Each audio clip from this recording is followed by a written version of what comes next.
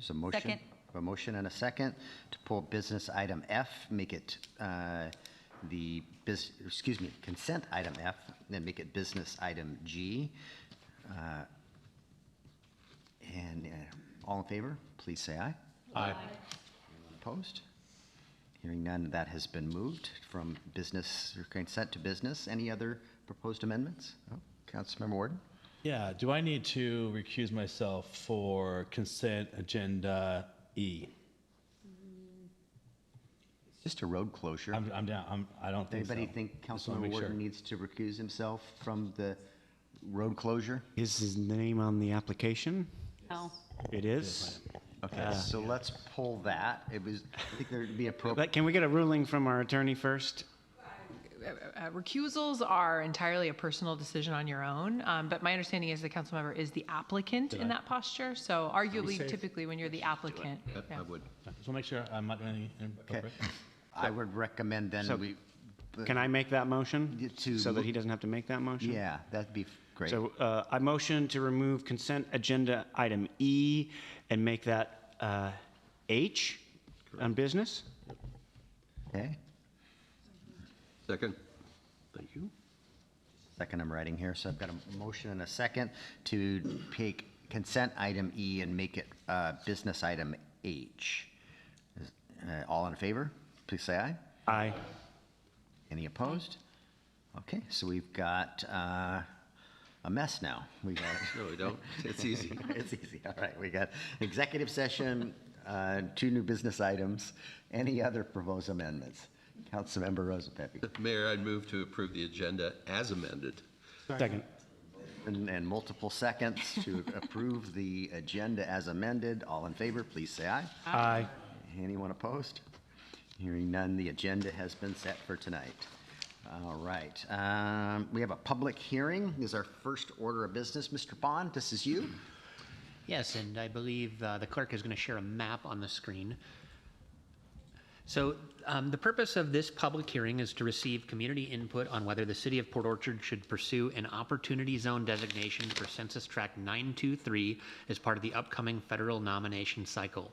The Federal Opportunity Zone program was created in 2017 to encourage long-term private investment in designated census tracts through federal tax incentives. Under the program, investors may defer taxes on eligible capital gains that are reinvested into qualified opportunity funds, which in turn must invest in real estate or operating businesses located within designated opportunity zone tracts. Investments held for at least 10 years may qualify for additional federal tax benefits. These incentives are intended to attract private capital, support job creation, and stimulate economic development in communities that meet federal eligibility criteria. Washington State's first round of Opportunity Zone nominations resulted in 2 census tracts being designated within Port Orchard. Since that time, several reforms aimed at modernizing and strengthening the program have occurred, and recent federal updates have focused on improving transparency, refining eligibility standards, and ensuring that Opportunity Zones investments produce measurable community benefits. Examples of these reforms include strengthened reporting requirements for qualified opportunity funds, updated income eligibility thresholds to better target economically distressed areas, and new provisions intended to support rural communities. The U.S. Department of the Treasury has authorized a new designation cycle in 2026. Due to revised federal eligibility criteria, only 2 census tracts in Port Orchard qualify for consideration, including Census Tract 923. The state of Washington will evaluate potential nominations through a competitive process administered by the State Department of Commerce. Demonstrated community support is a key scoring factor in the state's evaluation. The intent of this public hearing is to gather feedback from residents, businesses, and stakeholders on whether the city should prepare and submit a nomination for Census Tract 923. Testimony received will help inform the City Council's decision on whether to move forward with an application. Additional information about opportunity zones is available through the State Department of Commerce. The staff recommends that we hold a public hearing and that the City Council deliberate and provide guidance to city staff on whether to seek a designation for Census Tract 923. And the Census Tract 923 is the green parcel outlined on the map on the screen. And this The narrow tip at the north end of this tract is between Blackjack Creek and Bethel, and at Mile Hill it widens out. It includes the South Kitsap Mall and goes all the way down to Sedgwick at its southern boundary. And I do want to note that the south of Sedgwick and extending into both the urban growth area of the county and into the rural parts of the county is another eligible census tract. And per our work study discussions a month ago, the council favored seeking the designation of the green census tract, but that was before we realized that we received additional points in consideration for the designation by doing community outreach. So it's important that we listen to the community and hear from them on whether we should seek to designate Tract 923. Thank you. I'm going to open the public hearing related to opportunity zones. Anyone wish to testify, please step to the microphone and identify yourself. Let me make sure there's a list here. Yeah, it's just me. I'm Steve Seago. I'm a South Kitsap resident and a business owner here in Port Orchard, Washington. I come to you as somebody who has a little experience both designating and operating opportunity zones and opportunity funds.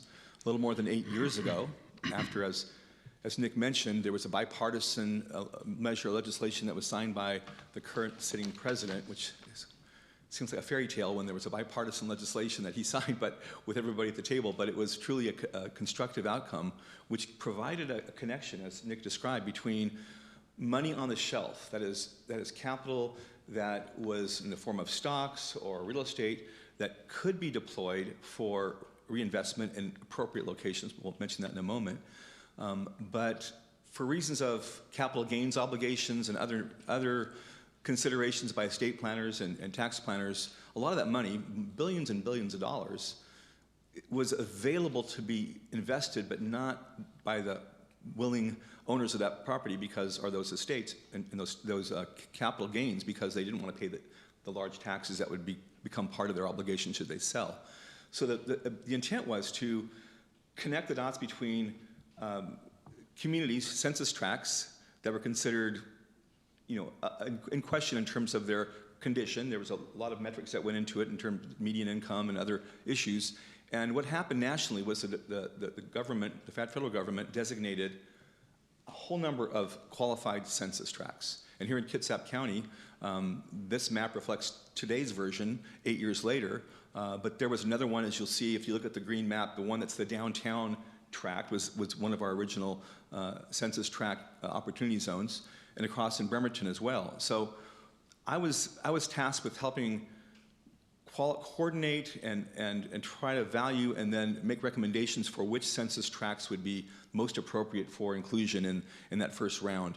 It was called, we didn't call it 1.0 because this is 2.0, but we didn't know there'd be more. But there was an expectation that this would happen with a lot of success. We had confidence that we were going to get 2 census tracts as opportunity zones in Kitsap County. And we went through and looked at all the options, and there's a couple of them up there you can't quite even see, but Bangor, Jackson Park, they're just anomalies based upon military housing. Downtown Bremerton was one of them. And we had some pretty serious discussion with Bremerton about what made sense, and there was finally consensus around the downtown Bremerton census tract being recommended as a opportunity zone.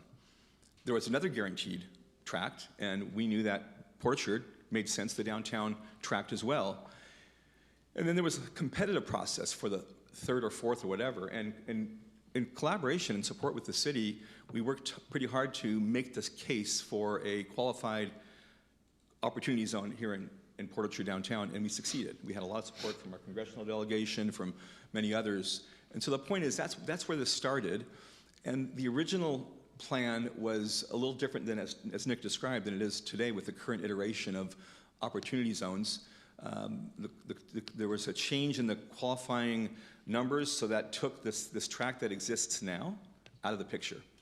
And I want to share kind of where we are and where we should go, I believe, based upon what I know and what I see now with the latest opportunity here.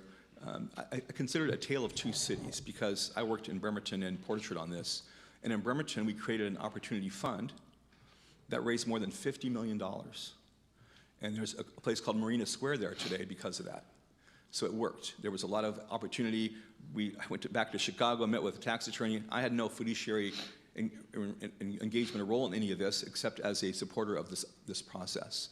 The outcome worked, and that tract is no longer, I say, you improve the tract so much it's no longer qualified to be considered a blighted census tract. In downtown Port Orchard, we had 2 tracts. The one that's green was one of those. The other that was designated was the one that's downtown, and I actually created my own opportunity fund with my partners for that project downtown on Bay Street. It's never come to fruition. Couple things have happened. One was COVID. One was a lot of the delay around the downtown improvements and the ability to open the door to try to do some things like build a parking garage, et cetera. And so it's been sitting there latent to do something, but now it's not an option for us to include that as part of an opportunity zone. We have a couple years left on the clock for that first tract, but there's no point in doing it because there's not enough tax benefit that could be accrued from those last 2 years. So that's the story of how we got here. I learned that I'm talking with the city of Bremerton. I think there's a really great case for what I call the hospital zone.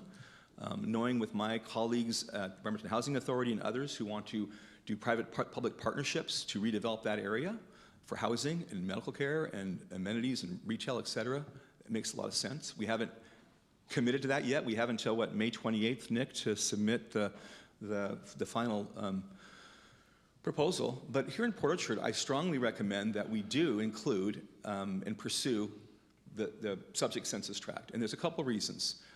One is that even though nothing came of it in this last go-round, I think now more than ever, with what I see happening on Bethel, the roundabouts that are planned, all the way out to Sedgwick, the opportunity all the way down to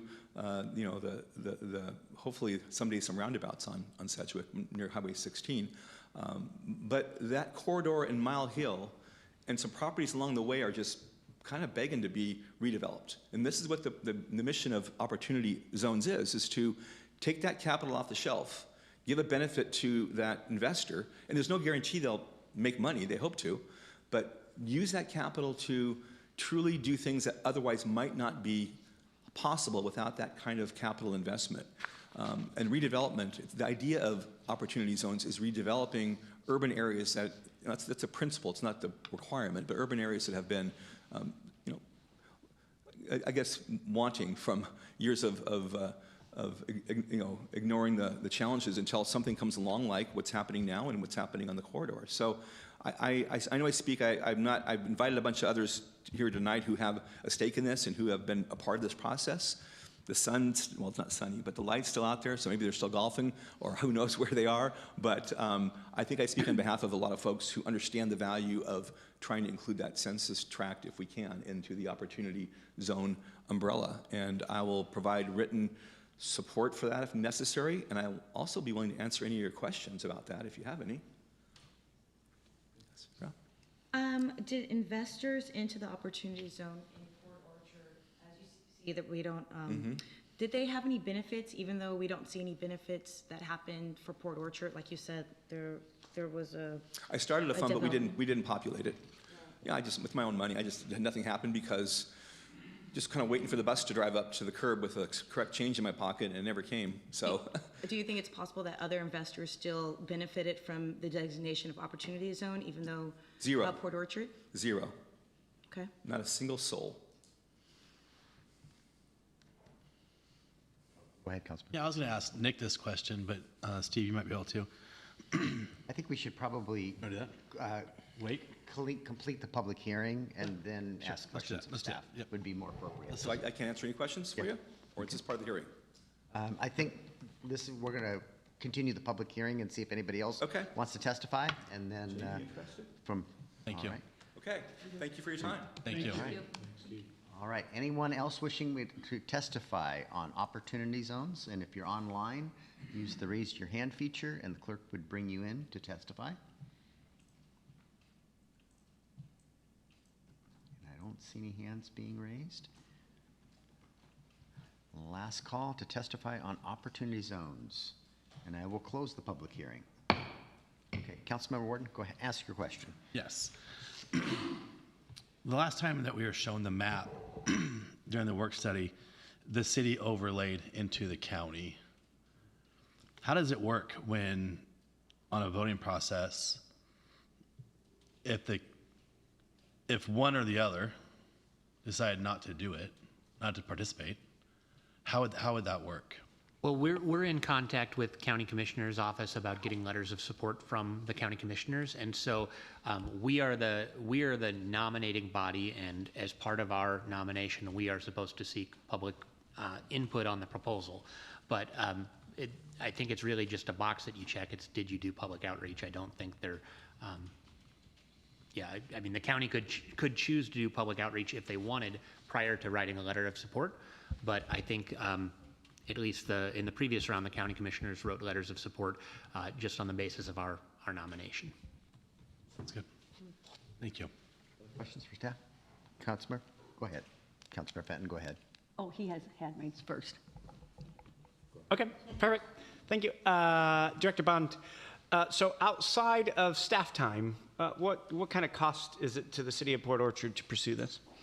No cost. No cost, okay. And so as I understand this, I've got a pretty good understanding of the program and how it worked in Marina Square, but I just want to make sure that everybody understands.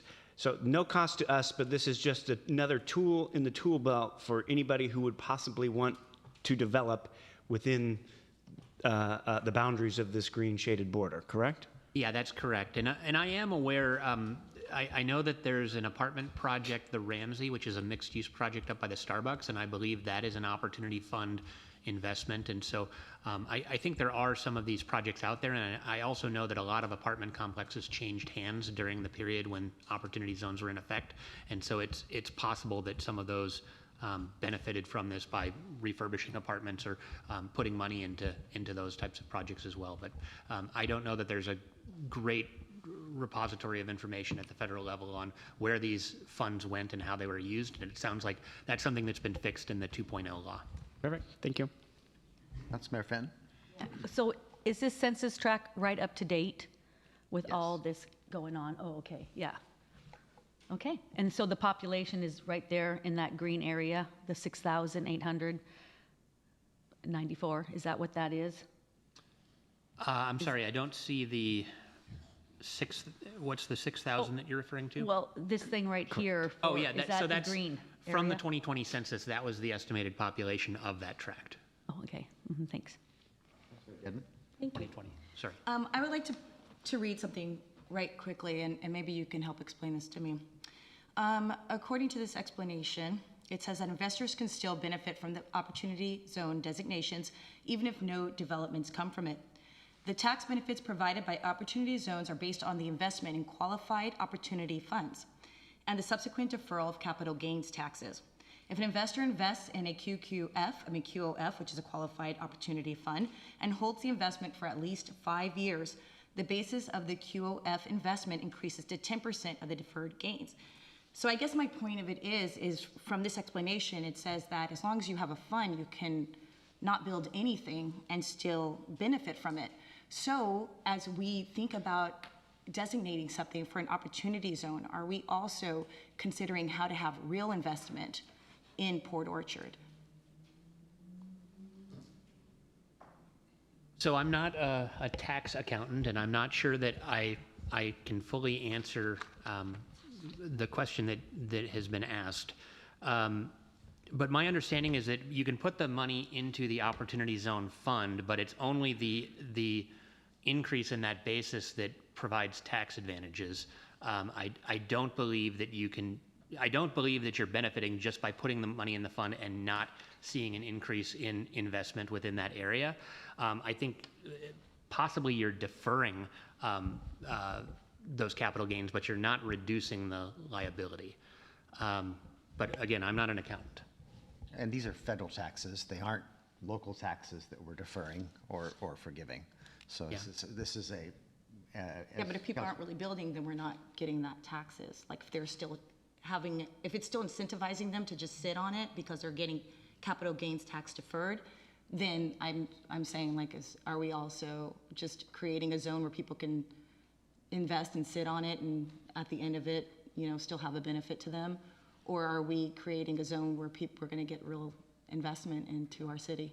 I think we're hoping to get investment into our city through this opportunity zone is the goal. Except it doesn't seem like much of it happened with the last one? Okay, so do you think maybe it will go more to like, are we looking at it and saying, okay, well, is this really gonna go to the city, being that the last one didn't seem to spur what we hoped to, but maybe now in this new zone is more amenable to actual development? Is that something we're We looking had at? 2 zones before. We had the downtown zone, which is no longer eligible, in this same zone that we're proposing at this time.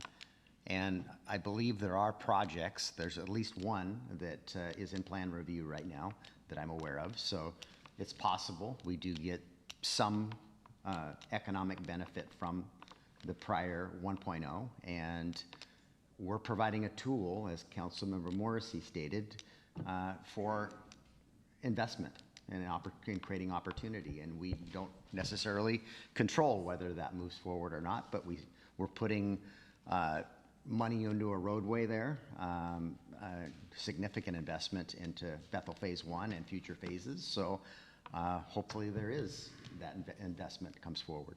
And I would add that we're working with Home Depot right now, and they're looking at building a store in Port Orchard, and they've asked us repeatedly to create tax incentives for them, and there aren't any tools in the toolbox at the state level that allow us to give them some sort of tax break to build a store in Port Orchard. But I have pointed out to them that this Opportunity Zone law has been renewed, and so they're looking into whether they can take advantage of this as part of making the decision whether to build the Home Depot store or not. And there's a couple of other projects. The Hidden Hills Apartments has been permitted for a few years, and the owner has been trying to sell that and find somebody to buy it.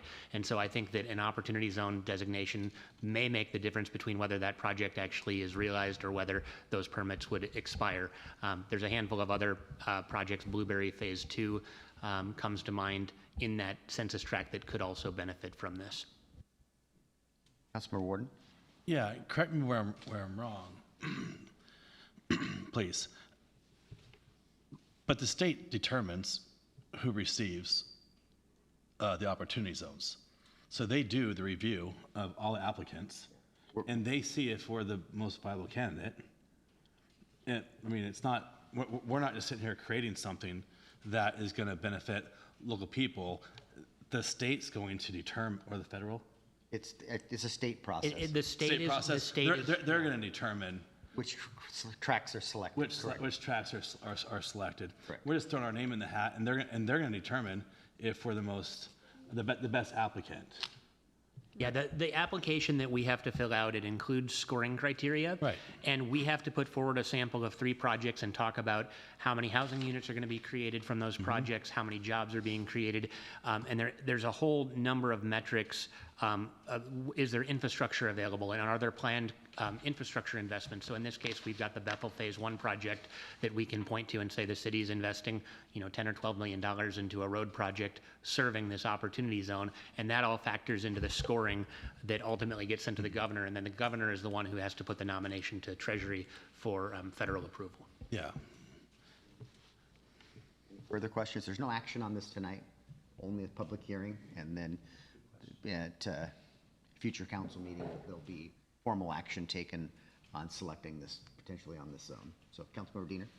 Is it possible that the state will weight affordable housing projects or any housing projects heavier than other kinds of development? There are additional points for projects that are considered affordable, and so they don't give a real clear definition of what affordable means.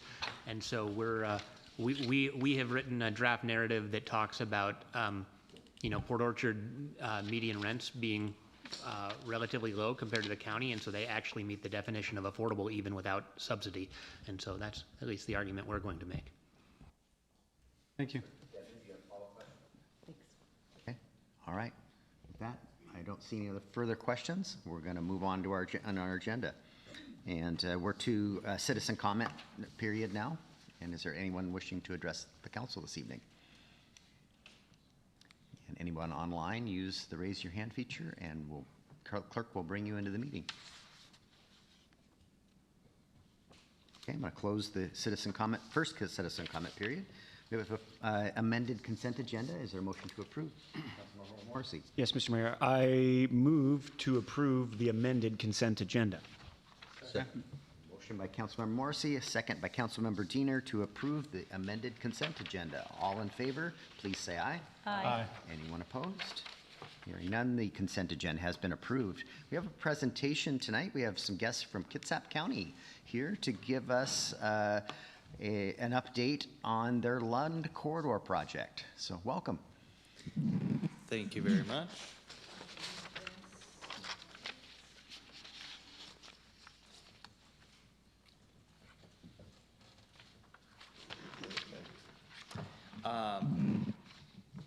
Good evening, Council. This is my first time coming before you, so I'm very excited. My name is Anthony Burgess. I am a professional engineer with Kitsap County. I work as the Capital Program Manager for Public Works Roads Division. So under my purview, we construct all of our county road projects. Tonight, I'm trying to find the screen to look at. I have an update for you on the Lund Avenue projects. We have 4 projects specifically that are moving forward, currently planned for the next 3 years. So I'll get into some specifics. I hope to move through the presentation relatively quickly to open the door for comments and questions you may have. Let's see if I click the right button here. That one maybe?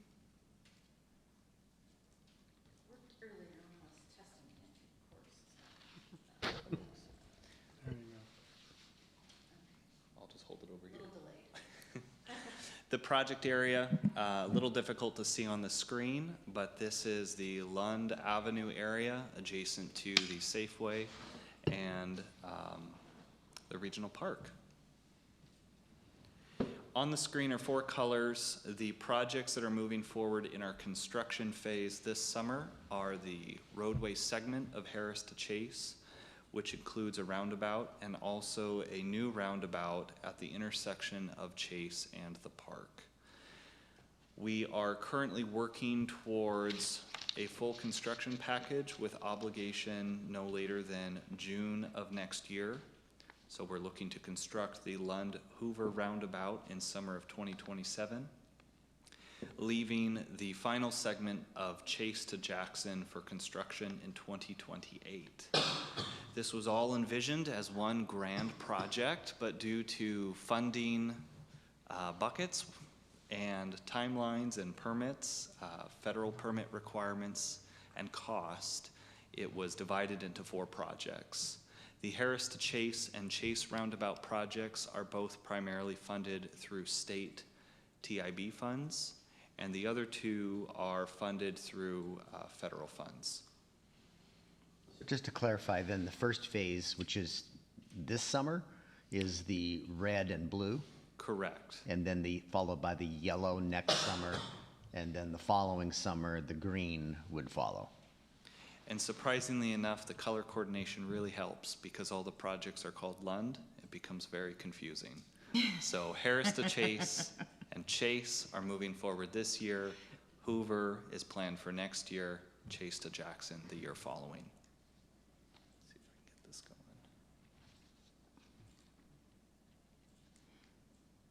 Ooh, goes that way. The London Chase roundabout will include construction of a roundabout, paved shared use path, new 6 to 10 foot sidewalks, a new refreshed park entrance, and associated stormwater improvements. The total funding package, which is a combination of state funds, REIT funds, and local funds, was $4.3 million. We've been receiving very successful bids this year for project work, and we came in quite a bit under our engineer's estimate at $2.082 million with Sound Pacific Construction. The Harris to Chase project is also constructing a roundabout and improving the corridor with 6 to 10 foot sidewalks, 5 foot bike lanes on both sides, and associated stormwater improvements. This project will include a very large underground stormwater facility, so there will be a large excavation during the summer this year. We also had a mix of state TIB, REIT, and local funds to create a roughly $4 million funding package. Again, we've been receiving very good bids this summer, and our lowest bid was just shy of $3 million, with active construction being the lowest bidder. Difficult to see on the screen. We are currently working to schedule our pre-construction meetings, which is the initial first step with our lowest bidders. This is where we sit around the table with our contractor, lay out the requirements, and get started. We're expecting for the Harris to Chase segment to begin first as early as the end of this month, and the Chase roundabout following with about a 2-month delay. The Harris to Chase project is a longer duration, 120 working days. If you're unfamiliar with that, 5 working days is a work week. Chase roundabout is much shorter. It's 80 working days. This is to spread out the start of projects because we're going to have 2 contractors working the same area. We're going to give one the chance to get settled, get into a rhythm, and then we'll introduce the next contractor.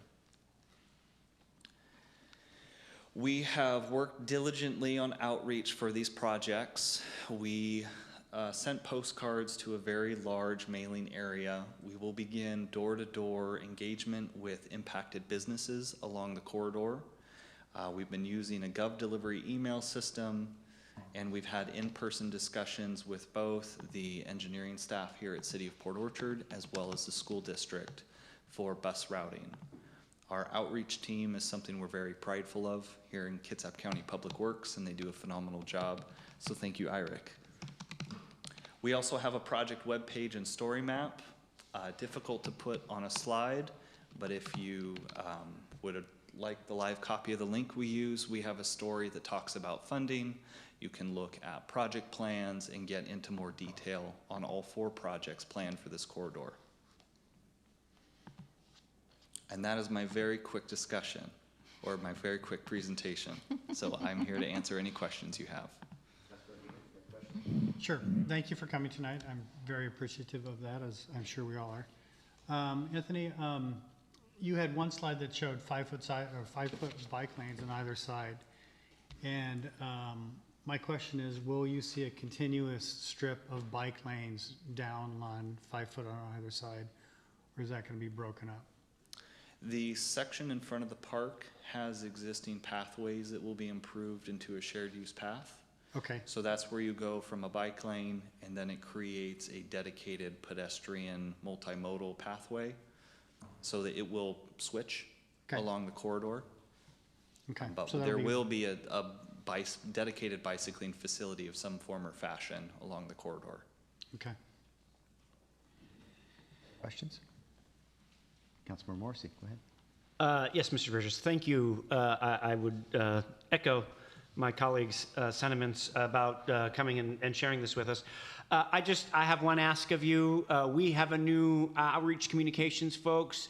I would just ask that it's going to impact drivers for both the county and the city, that maybe we work collaboratively and get the message out in a unified voice.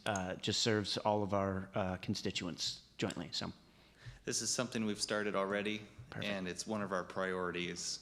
We had some utility relocation, which was not handled quite as well as we typically do. Okay. And so we're working through that now. It's difficult to get contractors that we don't control to provide coordinated work. Sometimes it goes really well, sometimes it doesn't. Now that that work is complete, we'll have our contractors in the work zone, and we'll have full control over that outreach and communication. Perfect. Yeah, I just want to make sure we get a unified voice out from the city that's echoing what you guys are putting out as well. Thank you. Councilmember Rosepepe, go ahead. A couple comments and a question. First of all, thanks for being here. It's great to see a little bit of integration between the county and the city.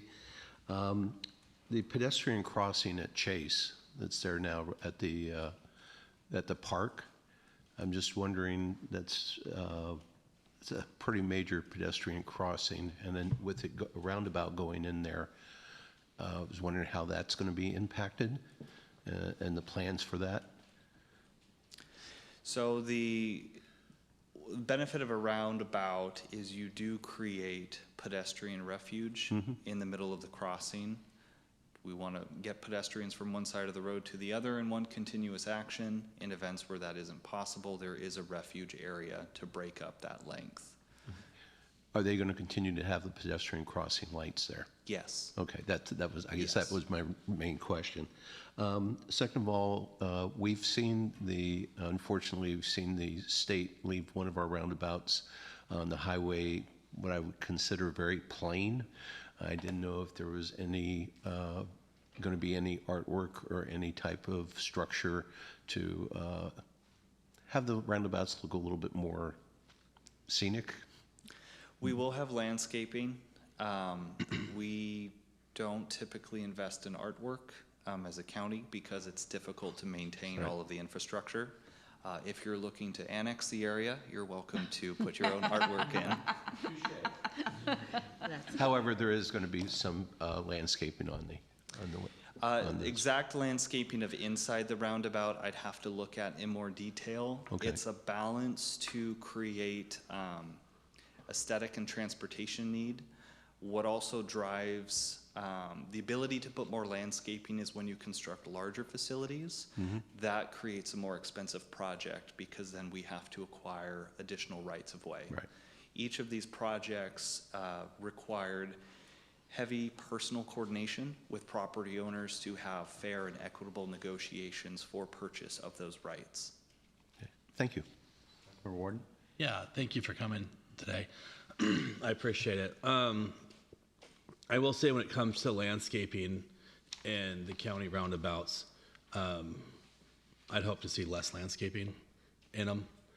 They're not really maintained the best, but I will say Jackson Avenue, Graves Way, just some examples of the county builds roundabouts really quick.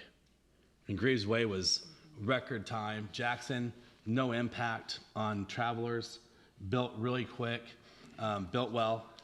So I have confidence that, you know, these won't take much longer than what's expected based off of seeing the history of the county's roundabouts. So thank you. Well, thank you. We do hope to have all projects paved by the end of October and be out of the area for a little bit before we get started Yeah. in 27. Councilmember Dedman? So Councilmember Warden came up with this awesome idea of like anchors, just throwing that out there. And also, I just had a quick question, because you said it very quickly and my brain did not catch it. It was an underground stormwater container facility? Like, what was your language on that one? So every project where we are adding pavement, there are stormwater requirements that are triggered. This is taking surface runoff from the roadway that is untreated and putting it through a treatment system. Due to the length and size and scale of the project and all of that total impervious area, all of that total surface area, we're constructing an underground vault, which is a large concrete tank that typically has baffles and media inside to treat the water so that we remove the permit required pollutants that should be removed from the water system. Our Tremont project near the South Kitsap Boulevard on the south side of the road has a vault about the size of a basketball court underground there. You just wouldn't know it. But when we were digging it and building it, it was a big hole there. So, yeah, so, all right, other questions? All right, thank you for being here tonight. Thank you. Thank you. Thank you. Thank you. All right, we are going to, I hope, what is a 10-minute executive session. Could you cite the statutes for me? Absolutely. We'll go into executive session pursuant to RCW 423110 subpart 1, subpart I, to discuss legal risks of a proposed action for 10 minutes, meaning we will return at 7:21.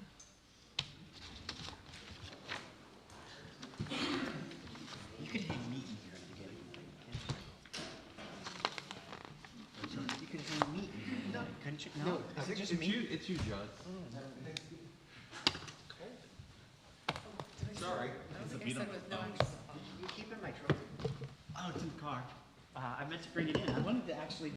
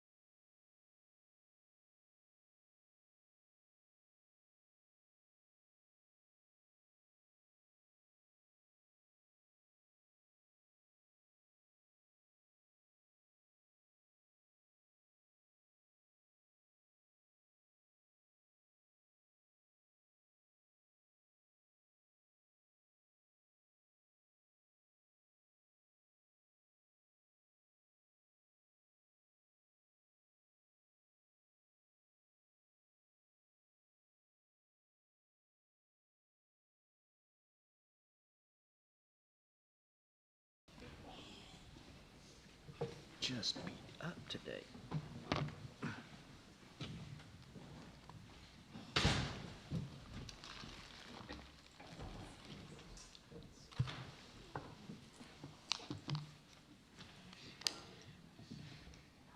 All right, we're back in session. Do you want to restart the recording if it's been stopped?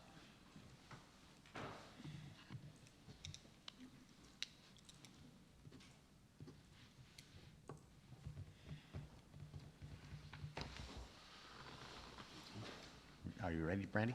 Okay, we're back in open session, and we're on to our business items, the first of which is adoption of an ordinance amending the 2025-2026 biennial budget. Mr. Crocker, this is you. Thank you, Mayor, Council. The City of Port Orchard biennial budget for 25-26, adopted by Ordinance 1824 and amended by Ordinances 00525, 1025, and 1725, is written to capture revenue expenses over the fiscal period. During the biennial period, changes to the budget in both revenues and expenditures need to be recognized by a budget amendment. By this ordinance, the City Council would amend the 25-26 biennial budget as adopted by Ordinance 1824 and amended by Ordinances 525, 1025, and 1725. This ordinance will increase total revenue and expense authority by $5,830,256, as identified in the ordinance table. The following budget amendment was reviewed by the Finance Committee as well as the City Council at work study on April 21st, 2026. I did want to point out that I did send around a small amendment to the budget, a small adjustment to the budget amendment. And I just want to kind of make sure I read that into the record for clarity. It is only in regards to Exhibit A on the salary table. And proposed changes are to remove 1 FTE for Deputy Director of Community Development, add 1 FTE for a building official, and add 1 FTE for a Building Examiner 2 position. It does not change the financial adjustments I am making in the amendments. Part of the discussion, which I've had with Councilmember Demott, is that the cost associated with adding the Building Examiner 2 position could potentially be offset by not contracting out for those services with our consulting firms. So I'm not going to see a financial adjustment in this amendment. With that, the Finance Director recommends approval of adoption of an ordinance amending the 25-26 budget as presented. Councilmember Morrissey. Yeah, Mr. Mayor, I move to adopt an ordinance amending the 2025-2026 biennial budget as adopted by ordinance number 18-24 and amended by ordinance number 5-25, ordinance number 10-25, and amended by ordinance number 1725. Second. Motion by Councilmember Morrissey, a second by Councilmember Trenary. Has any questions for Mr. Crocker? I think we talked about this at length at the work study last week. So. All right, so you'll be voting on the ordinance amending the 2025-2026 budget. All in favor, please say aye. Aye. Anyone opposed? Hearing none, the ordinance passes. We're to item B now, adoption of an ordinance amending Port Orchard Municipal Code 13.10, rate reduction for low income. Mr. Crocker, this is you. Thank you, Mayor. In 2023, the City Council established water, sewer, and stormwater rate reductions for low-income residents because access to safe, reliable, and affordable utility services is essential to public health, sanitation, and overall community well-being. The city recognizes the importance of periodically evaluating and updating eligibility thresholds for low-income utility rate reductions to ensure that the assistance is equitably targeted, reflects current economic conditions, and promotes the responsible and effective use of public resources. The Mayor and City Council reviewed the low-income utility discount program available to assisted citizens. During the review, the Council discussed adjusting the eligibility parameters of the program to allow for more participation and increasing the discount to provide greater relief to those in the program. Staff presented alternative adjustments, and the Council provided direction. The direction was as follows: to increase the discount from a 25% reduction from the fixed base rates to a 35% reduction to the fixed base rates. Additionally, to increase the maximum annual household income threshold factor from 125% of the federal poverty level to 150%. The Finance Department will monitor the changes to the program and report back to Council. The Finance Department recommends approval of the adjustments to the low-income utility discount program as presented in the ordinance. Warden. I move to adopt ordinance number XX26 amending 13.1.10.020 and 13.10.030 as presented. Second. Motion by Councilmember Warden and a second by Councilmember Fenton. This was also discussed at length at our work study. Are there any additional questions for Mr. Crocker on this one? Well, I just, thank you, Director Crockett, for all of this. This is really good work. Right. With that, you'll be voting on an ordinance amending Port Orchard Municipal Code 13.10, the rate reduction for low income. All in favor, please say aye. Aye. Anyone opposed? Hearing none, the ordinance passes. We're to Mr. Crocker's third item, which is the adoption of a resolution repealing 1735 and establishing an updated water leak policy. Mr. Crocker, this is you. Thank you, Mayor. So the city established a water leak policy in 1987 by Resolution 1469. In 1996, the city repealed Resolution 1469 and replaced it with Resolution 1735. The city has evaluated the current leak credit policy and finds it has not kept up with the changes in costs over time. The city desires to repeal Resolution 1735 and replace it with an updated water leak credit policy which reflects current operations and needs. Finance Department recommends approval of the resolution as presented. Councilmember Fenton. I move to approve resolution repealing 1735 and establishing a new utility water leak credit.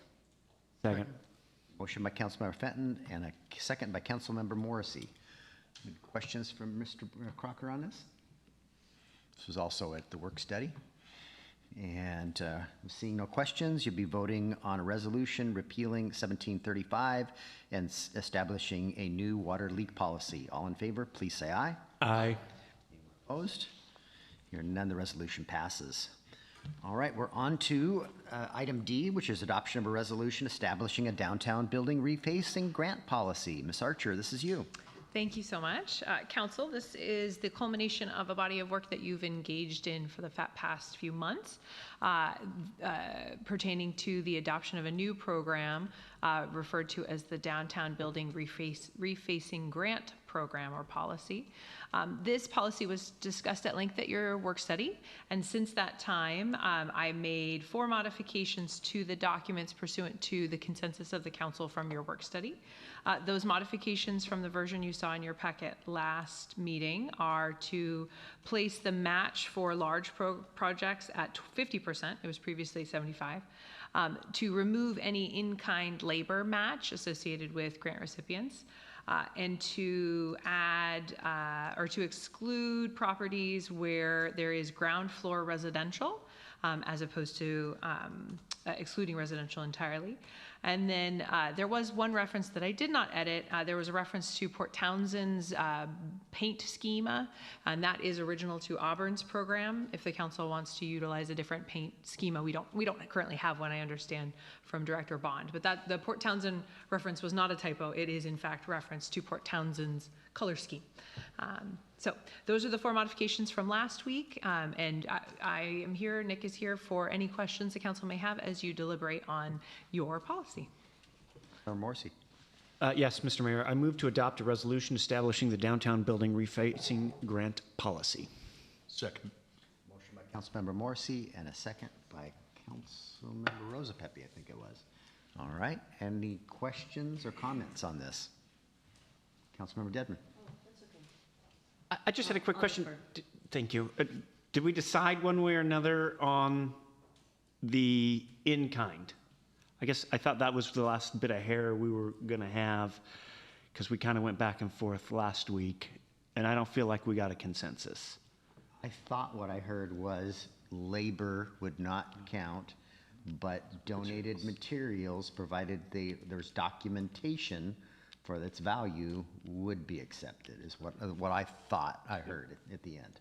And I thought I just heard Ms. Archer say we've removed all in-kind.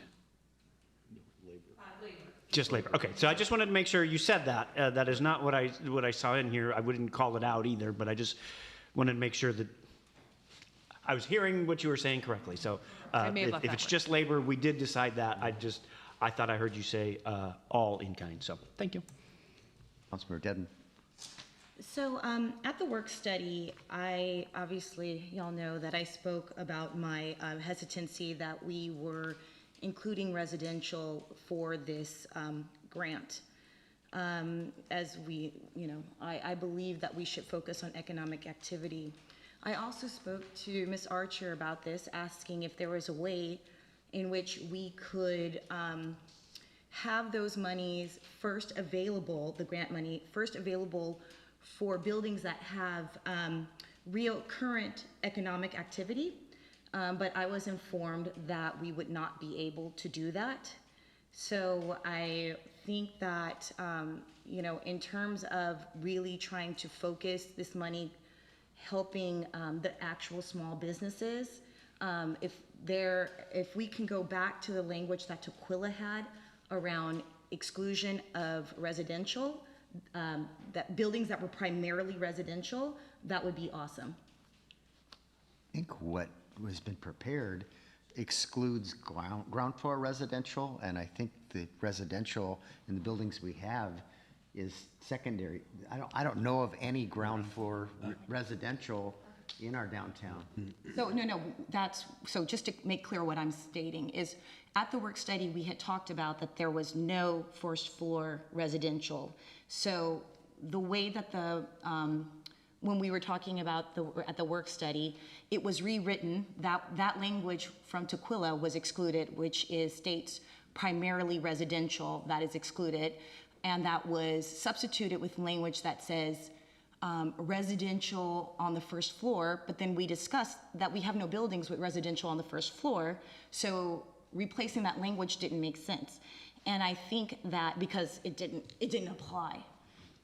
So basically, being that we really want to, spur economic activity, and really, I was saying that if it's going back to Tukwila, I'm sure that's why Tukwila included that language. And going back to that original language, including that language would make more sense, because right now there's no language as to that. Okay. I think you're misunderstanding so we have buildings that are ground floor retail, and they have residential above them.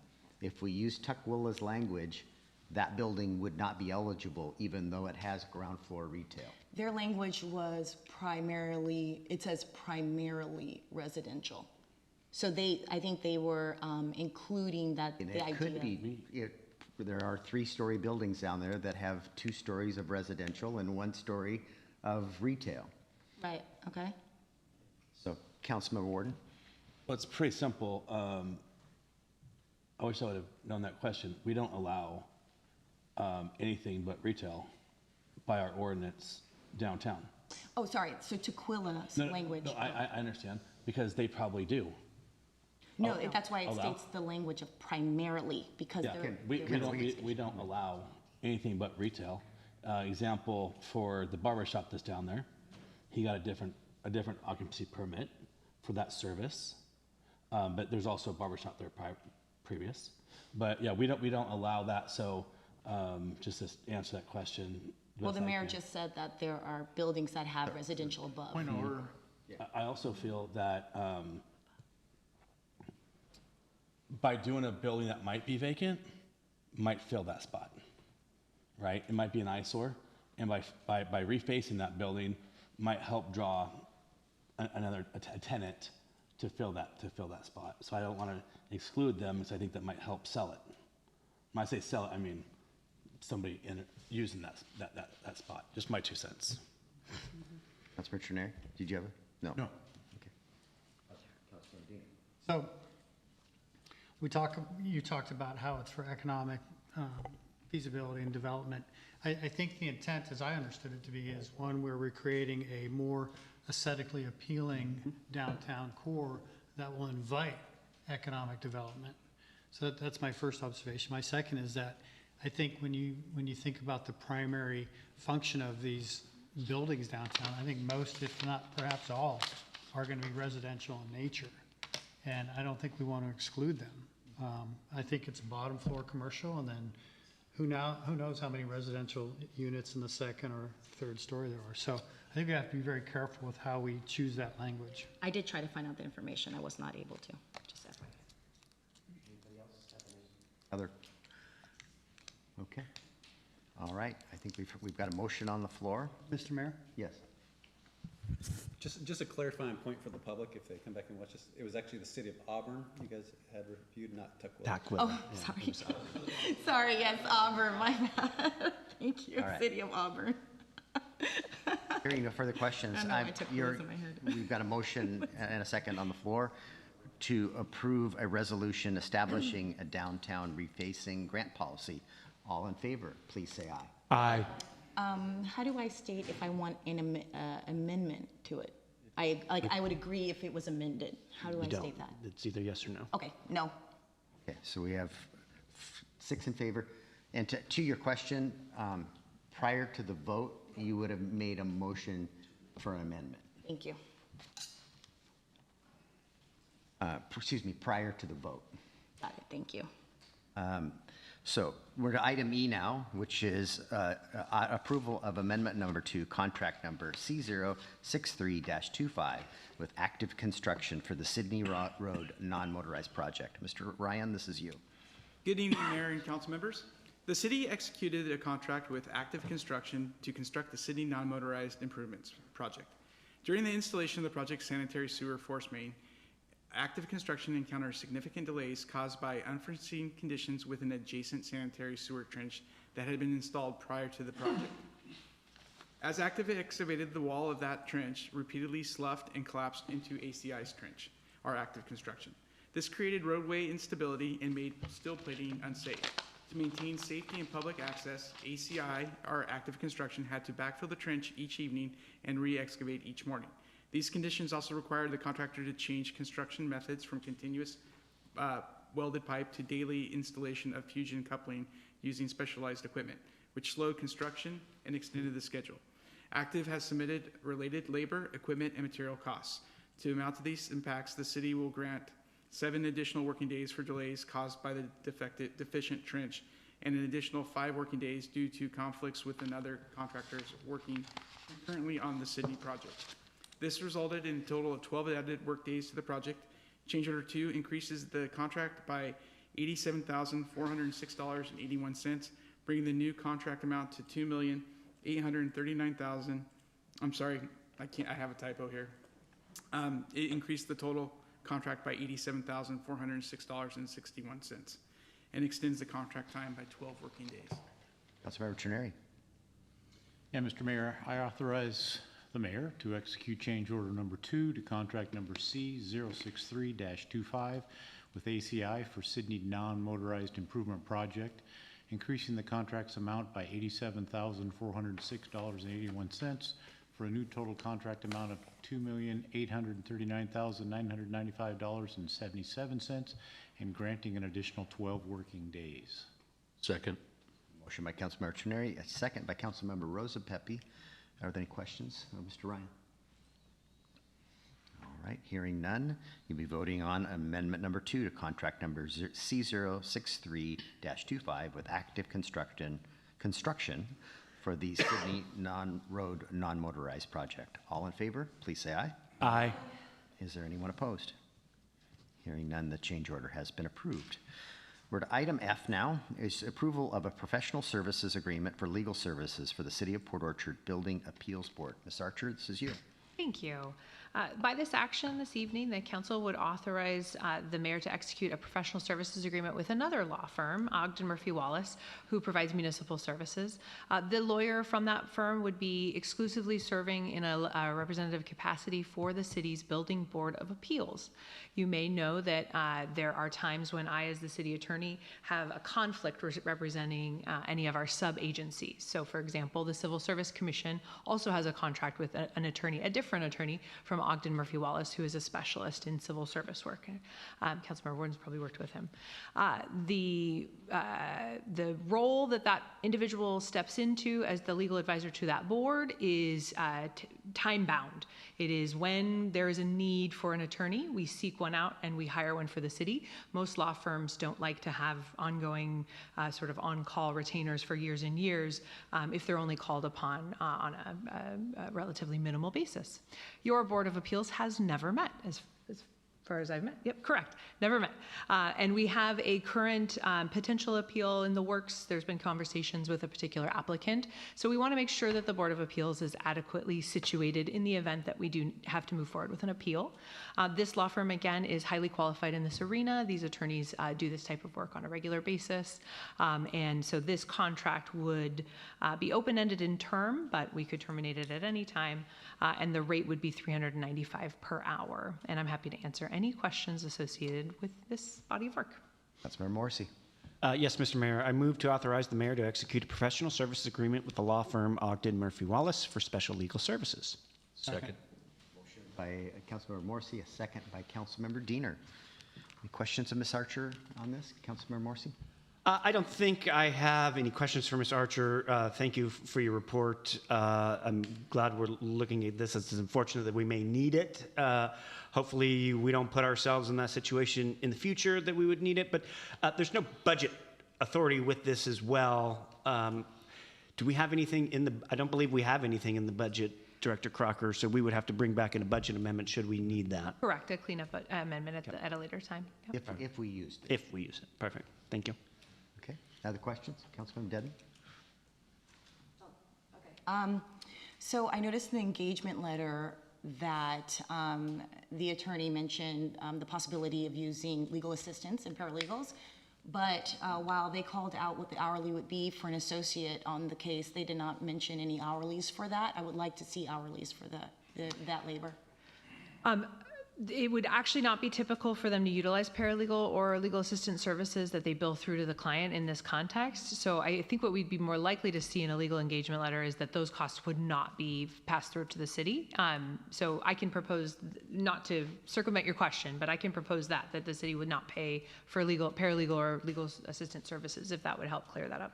Oh, whatever you think is best. Okay. Just knowing we also do this for other agencies and we don't pass through those costs on this type of work. We mostly use paralegals for public records or other things like that, and we always get pre-approval. Yeah. Any other questions? Councilmember Fenton, go ahead. Yeah, what about using one of your colleagues or like Jennifer? How come we don't go that way instead of great this question. way? So if I have a conflict, everyone in my firm has that conflict. So Inslee Best represents the city, so no Inslee Best attorney could represent a separate component of the city. Yeah, but great question. Yeah. Any other questions? All right, you'll be voting on approval of a professional services agreement for legal services for the City of Port Orchard Building Board of Appeals. All in favor, please say aye. Aye. Opposed? Hearing none, the agreement is approved. We have our two additional business items, the first of which is former consent item F, which is now business item G, the town hall meeting minutes. Is there a motion to approve? I move to amend the meeting minutes to include. Hold on, Can't we need a amend motion until to there's a approve. motion to approve. I thought, but we're not trying to approve it. Gotta be We'll get called to by that. the That's why mayor. we Yeah. moved it. You move to make a motion to approve, and then that's seconded, and then you have first speaking, and then we can talk about an amendment. Oh, that's so exhausting. Okay. Councilmember Rose Pepe. Mayor, I move to approve the city council special meeting minutes, town hall of April 9th, 2026. Second. Second, to approve the meeting minutes. Councilmember Devon, do you want to propose amending those minutes? I would like to propose amending those minutes. So do I just Go ahead. say what it is to cut down on time? Thank you. I move to amend the meeting minutes to include language clarifying that as the city's chief administrator, the mayor sets the city's priorities. That would be a factually incorrect statement, but Okay, then whatever you think is factually correct that we helped clarify to those at the meeting. because the city, people are under the impression that council sort of sets the priorities here, and you as a chief administrator actually set the priorities. So that's why we talked about that at the town hall. There's no language as to that in the meeting minutes. Go ahead. And you made a statement to that effect at the town hall, but Okay. it wasn't correct. Okay, so then, from my perspective, so everybody thinks, so you would argue that the city council makes the priorities? That's why we had a retreat. Well, we were here last Friday. Yeah, you had a retreat, but I'm telling you on a day-to-day basis, that's not really true. I Like, run what goes the- on the agenda, like, people need to know that. Okay, you guys set the priorities, you approve the agenda, staff and I prepare the agenda that you guys modify and approve. So, Councilmember Denton. Okay, well, Heidi had, and then I'll speak, because I had. Dina was up first. Well, I had a Dina point was of up. order. Go ahead. No order. So my point of order is, where are we talking about making this change in the minutes? There is a Q&A in the, for town hall meeting. I just wanted to clarify, because when I read it, there was no clarification for people to understand how things session, like okay. work, yeah. Okay. Councilmember Fenton, do you have a question or a statement? Maybe, maybe both, but I do get what Councilmember Dedman's saying, because our meetings here, I don't see anything sometimes for city council members, or especially our work study. I'll put something out there, and it's not on our work study. Our work study is all provided by what you want to put down there. Not, so I get what she's saying, that Can we get to the motion on the floor is to amend the meeting minutes? I haven't heard a second to amend those Okay, meeting they minutes. stated I was incorrect, so I would say that you could even put, Councilmember Dedman incorrectly stated that from her point, or that Councilmember Dedman, from her perspective, stated that their priorities are set by the mayor. You can say that, but there was definitely a discussion at the town hall trying to clarify how things are really done that is not reflected in the meeting minutes. You've made a motion. Is there a That's my second? motion. Second.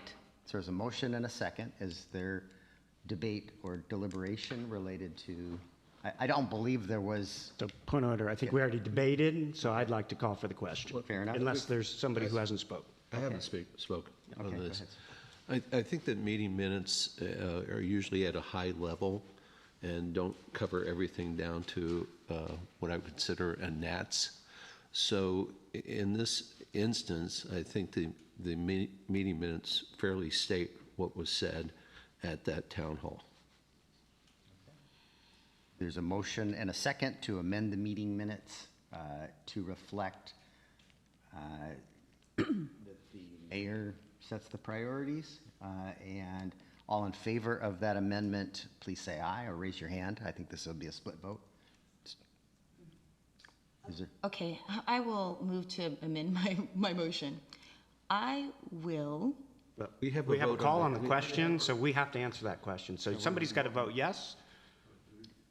I could have sworn. Point of order, we have you called for the question. we're so voting. let's Let's vote. call for the question. Yeah. So we're Favor? all in favor of the motion on the floor, please say aye. Not hearing any votes. All those not in favor of the motion, please say nay. Nay. I move to amend the meeting. Point of order? Okay. Are you proposing, go ahead. I didn't know, was she recognized for the floor? Okay. Are you wishing to make a That's, motion? you said to wait till the vote went and then to state my motion. And then you get recognized by the chair. So please, do you have a motion? Go ahead. Thank you. I move to amend the town hall meeting minutes to reflect my statement about the day-to-day operations being set by the day-to-day operations and their priorities, day-to-day operational priorities set by the mayor. second that. All right. Any deliberation of that? Okay. I don't want to kill us too much. Oh, sorry. Go ahead. That's actually true.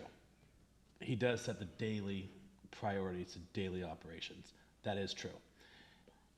If we're not happy with the priorities, as a council member has told me a few times, then we need to set the priorities and we need to stand firm on that.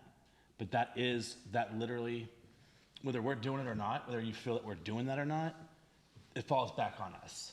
Then we're not doing a good enough job. And there's times that I feel we're not doing a good enough job. But that falls on us. The daily operations, the daily priorities, most definitely falls Okay. on the mayor. So Then then we need to discuss the. Point of order. Oh, sorry. Okay, Councilmember Warden, go ahead. You're done. Okay. clarify that. Thank you. While the comments that Councilmember Warden just made were accurate, they weren't reflective of what happened at that meeting. So I just would remind people when they vote that. Councilmember Gooden. Thank you for pointing that out, Councilmember Warden, and for clarifying. So I'm going to go ahead and back off of this. What I will say is what I will not back off on then is that our agendas start reflecting what City Council wants on them, and that I will personally stop experiencing seeing Councilmember Fenton's suggestion for agenda items be ignored. Thank you. Thank you, Mr. Mayor.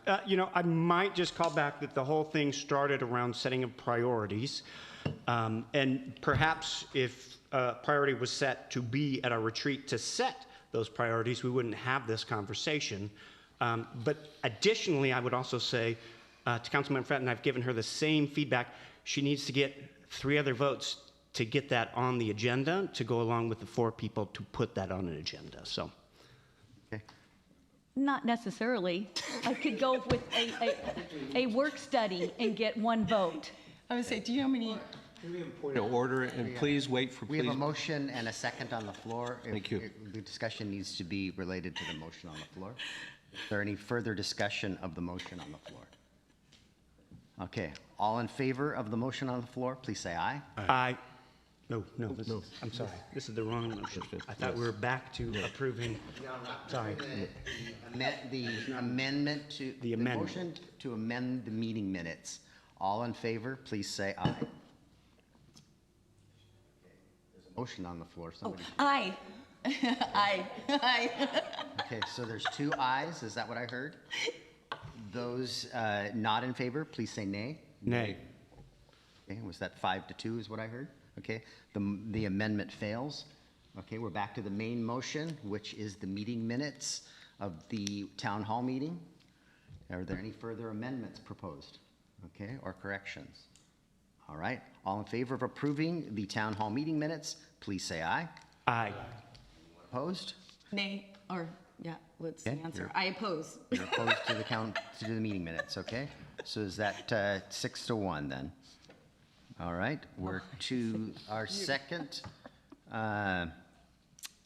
business item H, the last business item, which was previously consent item E, which is the road closures for the special events. And Councilmember Warden, were you going to step out? Yep, right now. Okay, all right. And this is Ms. Wallace. Go ahead.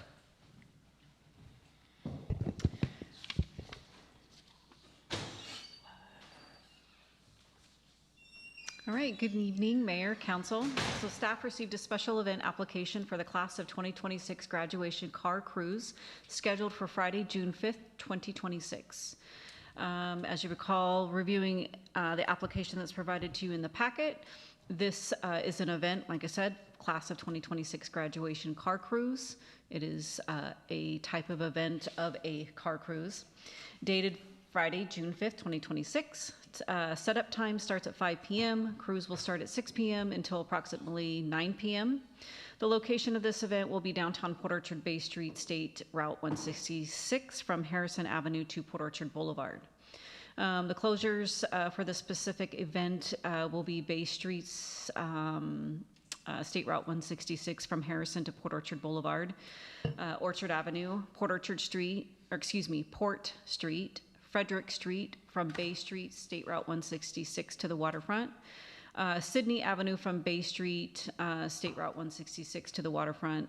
And then Port Orchard Boulevard, Robert Geiger, Frederick Street from Bay Street, State Route 166 to Prospect Street, and then parts of Kitsap Street and Klein Avenue, as well as parking lots 1, 2, and 8. The required notice pursuant to Port Orchard Municipal Code 5.94.050 subsection 3, allowing citizens to provide written comments regarding how allowing the special event will impact their property, business, or quality of life, has been published, and as of to date, the city has received no written concerns regarding the event taking place. Staff and outside agencies have reviewed the application and are working towards ensuring safety measures and traffic controls are in place. The applicant is requesting closure of Bay Street, State Route 166, and several side streets. They are working with WashDOT for their approval. In the meantime, pursuant to Port Orchard Municipal Code 5.94.050, subsection 4, staff shall bring forward the special event application to the City Council for approval when the event requires a street or a highway closure. Staff is in support of the highway and road closures as presented and is continuing to work on the final details of the event with the applicant, ensuring that the highway and street closures are to safety and traffic control standards outlined in all city, state, and federal codes. Therefore, staff recommends the approval of the road closures as presented. Councilmember Trenary. Yeah, thank you, Mr. Mayor. I move to approve the road closures for the class of 2026 South Kitsap graduation car cruise event scheduled for Friday, June 5, 2026, as presented. Second. Motion by Councilmember Trenary, a second by Councilmember Fenton.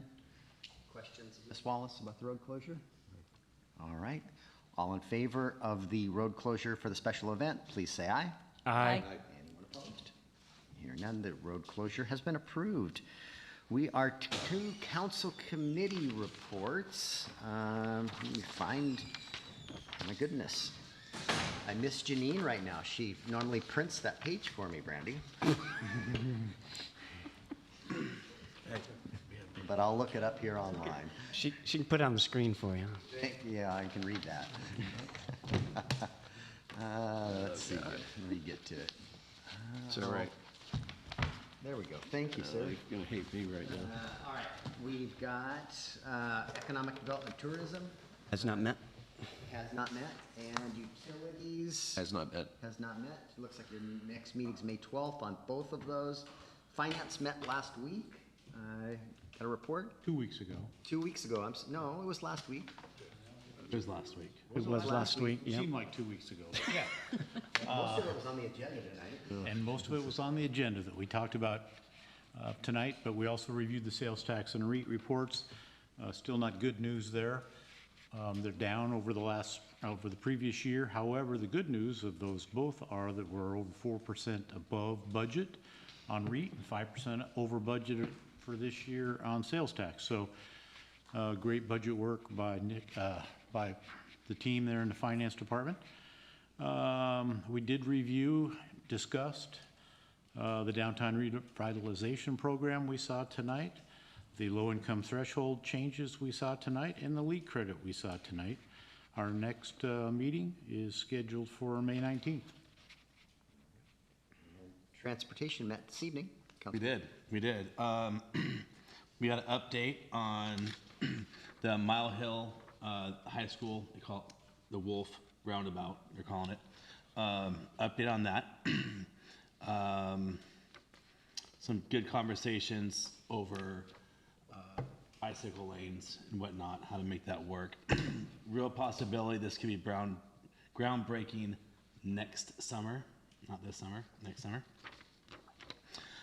Bethel Phase 1. There's some time frames. We got offers are moving really well, on right-of-way acquisitions. So they're doing basically half of the people they've spoken to are commercial, the other half are residential, and no one's been upset yet, including the property right there on Sandberry, right there. So they're really good communication with them Okay. as well. Yep. Oh, you mean all the businesses? The businesses in that little shopping center there. Yep. Well, not the businesses, the property owner. That's who matters. Who owns the business? No, but who owns the building? That's what I meant, okay. Yeah, because there's like 4 businesses there. That's really good feedback. I just Yeah. want to add that part. So that's a huge deal when you're trying to acquire right away. So good job on that, Dennis. Ruby Creek area, they're gonna, we talked about connecting the sidewalks to go all the way through. So the city will probably put a little bit of sidewalk in there to connect the transit center to the apartment complex, because there's a strip right there. So we're gonna connect those, so that's a safe walk. And pretty good news is there's interlocal agreement with Kitsap County for paving. So the county is gonna, this summer in July, they're going to pave for us if we sign the agreement, which is actually a really good deal for us because they get the materials a lot cheaper than contractors do and whatnot. So that'll be good. The county has some employees that could use some work right now with the budget shortfall. They didn't pave last summer, and they're not paving this summer. So they have some employees that could use some work. So that's really good. Fire sale. Yep. I was just going to point out too, Please. we do have the interlocal already in place. That's just ongoing. Oh, we do have it in place? Have it in place. Okay, okay, thank you. We just haven't signed it yet. It's been executed. It's multi-year ongoing. Oh. I guess it's already completed then. So there we go. That's all I have. I got It was a great meeting. question for you. When you said an update on that roundabout with the SK on it, so, The state roundabout? yes. So you're saying a bike path along that way? So bike lanes? Or bike lanes? Yeah, Huh? it's gonna be tough to put bike lanes in there because it's a state Yes. roundabout, so. But you, Scott, you have anything to add on that part? It was do you have anything to add on that, the bike lanes and the roundabout? It's a gonna big be, portion of it's our gonna be conversation. minimal infrastructure for bike lanes. A steep slope there along the mall. Yeah, and, And and on both nothing going up the hill is what we learned, but certainly Mile Hill will have some minimal infrastructure. And they can always use the off-ramp on the roundabouts. And just for clarity, we're talking about the new to-be-constructed roundabout up on top of the hill. Where Okay. high school comes out at the Wolf Road. intersection, Wolf Road. Gotcha. Not this one down. yeah, well, that's good. Got the, okay, thank you. Right, is that it? Yep, that's it. Okay. Land use? Land Use Committee meeting was, I don't mean to say pretty sedate, but it was. We just had general discussions on the window display. We're continuing that discussion.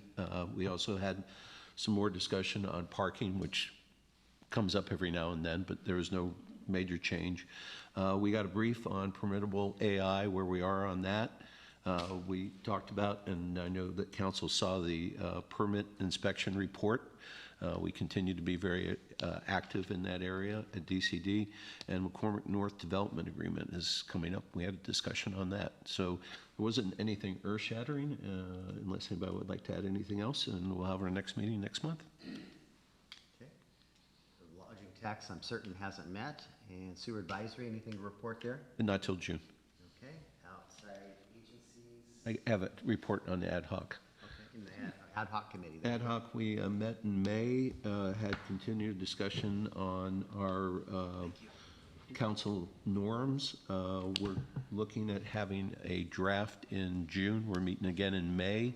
We'll forward that to Charlie in that time. So I'd like to take a look at possibly either getting on the July work study or the September work study at the latest to roll it out to council. Okay? All right, thank you. Okay. Report of the mayor, I've got 3 things. One, today I was driving around and I saw our new roadside mower out there.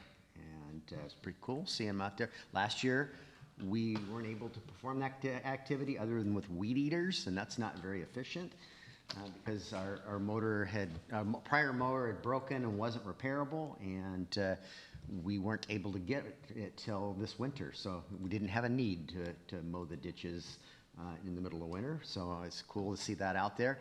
And Brandy, could you bring up those pictures of the Myries building real quick? I don't know if anybody's driven through downtown the last couple days, but yesterday Public Works put up the majority of the black and white photos inside the windows, and they look really good. I've gotten a lot of really good feedback. A couple of them are needing to be reprinted, so there's 2 more that go in the 2 blank spots that you're seeing down there. But it really looks cool. So there's a picture there. The one there on the left side of the picture is 10 feet across. And the majority of them are about 5 foot by 5 foot. So they're really nice sized pictures of our history. Many of them are downtown. Go ahead, Councilmember. Yeah, Mr. Mayor, are we going to put any kind of that history? There's small captions. Are there? Okay, I didn't. On the bottom of the edge of the picture, Okay, it tells. it does. What we knew. Some of them are, Bay Street. So I saw him putting them up yesterday, and then I drove by them this morning. I have not gotten out to see, but I just wanted to make sure. And from what I saw, I didn't see any captions or anything underneath of it. So There's those 2 black spots. Okay. There'll be pictures going in there. Like that one on the Sydney side on the left side. That's a picture of the original courthouse on the right in that window it's setting, and then the new courthouse in 1932. And we're still in the new courthouse. So, Councilmember Deere? How are those going to be protected? The vinyl, the banner material. Okay. If they get vandalized, we'll just replace them. Okay, that's what I was they're, wondering. a few $100s a piece. So, it wasn't insignificant, but came out of the beautification dollars. It was under $5,000 to do all of them. I'm just curious, would it be cheaper to put plexiglass or something like that over it? Or I guess that becomes a maintenance issue.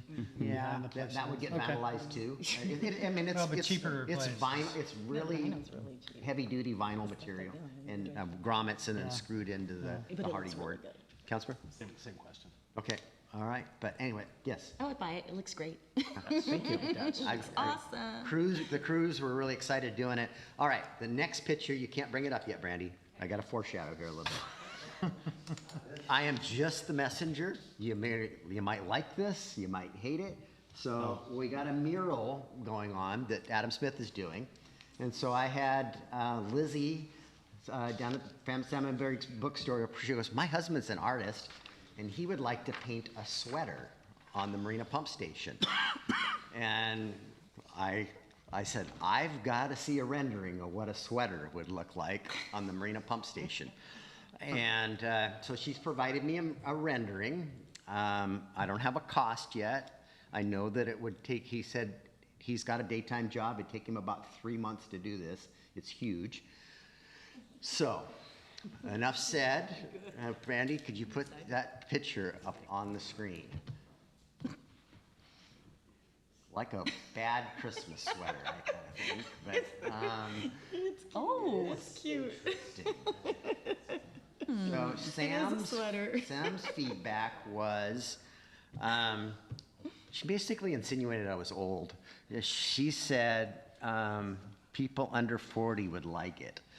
And if we could incorporate Port Orchard and established in 1890 around one of the anchors, maybe it becomes a place to do selfies. I'm not advocating one way or the other. I'm just sharing the information and looking for some feedback, and maybe we look for a different. And Sam suggested a different color when I mentioned that to the artist.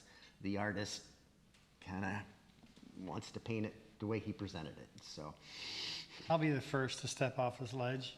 I like the notion of painting, but I think it needs to be something that's a little more timeless, maybe more classic.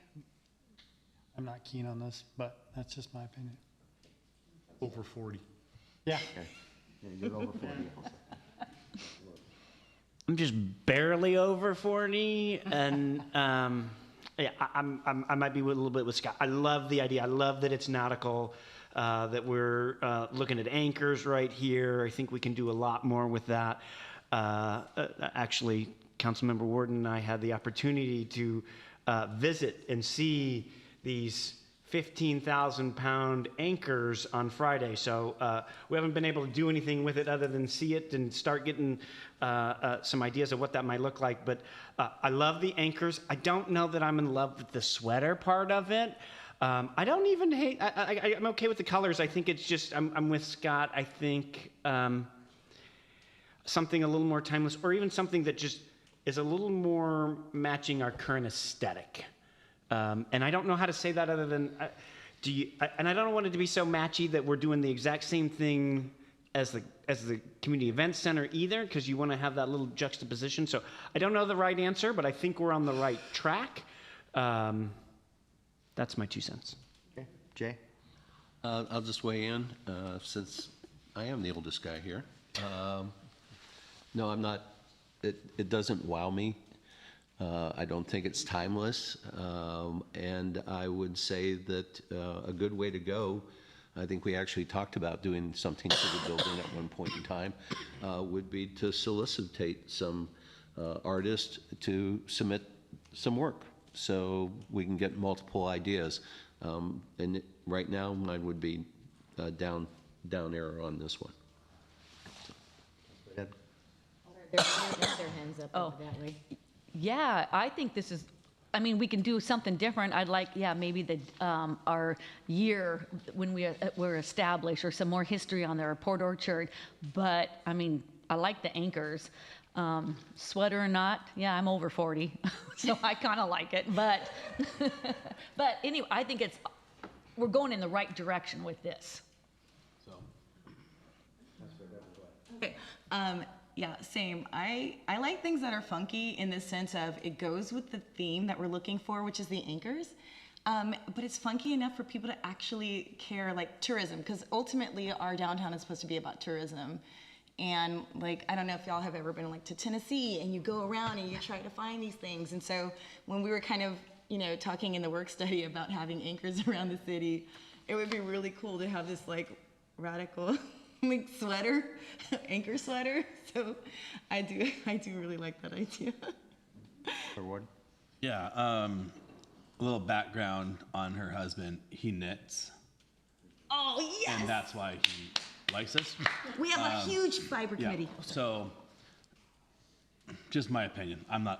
That's not my taste, which is fine. I'm not everyone's flavor either. But I honestly would like to, I'd like to wrap it myself. Dennis just tossed that idea. Yeah, versus paint, I'd rather wrap it. Like, you see vehicles and things, but you can get some super nice high-end, just like those photos. You can get some really cool stuff out in there. You can incorporate it, design it any way you want. We can still pay an artist to design it, and then we can wrap it. And they come out and they wrap it for you. There's great local companies that do that, and I think it would last a lot longer, and we can get way more creative. But again, we're still using humans to design it, so that's my 2 cents.